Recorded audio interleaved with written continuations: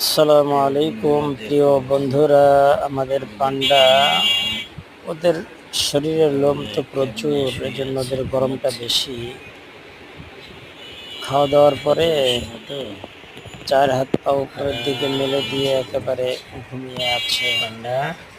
আসলে মানুষ আর পশুর ভিতরে পার্থক্য এটাই যে মানুষ খাওয়া দাওয়া করবে, আল্লাহ তাআলার হুকুম, নবীর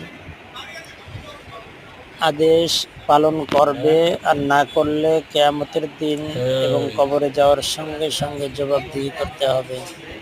আর পশু পাখি খাওয়া দাওয়া করবে, ঘুমাবে, মরে যাবে, আর কোনো তার হিসাব হবে না।